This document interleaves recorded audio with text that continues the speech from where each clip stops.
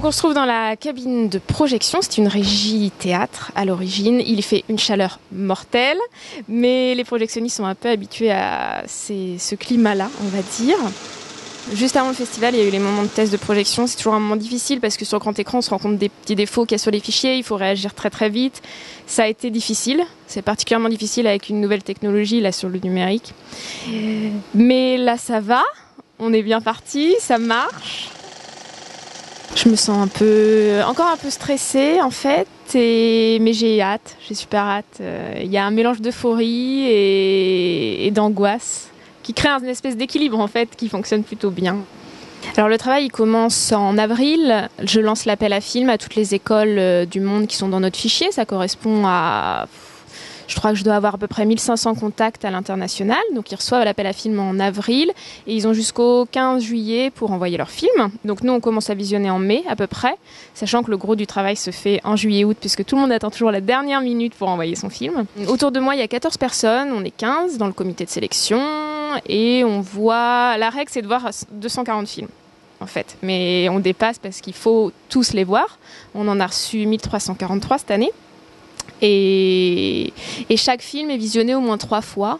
Donc ça fait un nombre de visionnages hallucinant à la fin de l'été. Et on fait la sélection en septembre, sur la première quinzaine à peu près. Voilà. Nous, on a vu tout l'été les films sur un petit écran de télé. Et là, moi, mon impatience, c'était vraiment de découvrir ça sur grand écran, dans une ambiance cinéma, dans le noir, avec une image qui pète. Un sous-titre français aussi, parce que même si on comprend l'anglais, il y a quand même ce petit truc où... Là, il n'y a pas cette fluidité de compréhension et là, d'un coup, les conditions sont géniales pour les redécouvrir en fait. On a sélectionné donc 41 films en compétition. J'ai mes préférés, évidemment. Après, dans le comité, comme on est 15, ça donne une sélection qui est plutôt éclectique. Je ne peux pas tout aimer ou tout adorer.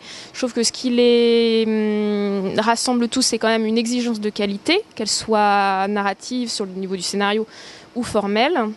Moi, j'ai mes chouchous. Je suis fan du cinéma argentin. On en a 3 cette année. Ça a été incroyable. On n'a pas pu tout garder. J'aurais pu en prendre 10. Hein. Et mon truc à moi, c'est les piscines. Je crois que si on voit la compétition en entier, on va peut-être s'en rendre compte un peu. C'est marrant parce que c'est quand même hyper, on dit cinégénique comme photogénique. Et ça crée tout de suite une atmosphère. Et on en retrouve pas mal cette année. Je pense qu'on est reconnu pour la qualité des sélections, des différentes programmations, mais il y a aussi toute cette ambiance à côté. Donc tout ce qui va être un peu festif, qui va rassembler les gens, puisque les rencontres en Langlois, c'est aussi des rencontres. Et les réalisateurs arrivent tout à l'heure. Donc l'idée, c'est qu'ils rencontrent les spectateurs. C'est aussi pour ça qu'on fait des rencontres en salle après les projections.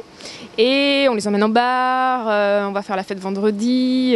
L'idée, c'est de créer quelque chose de ludique et pour les invités et pour le public de Poitiers. Et ça, je trouve que ça fonctionne plutôt bien.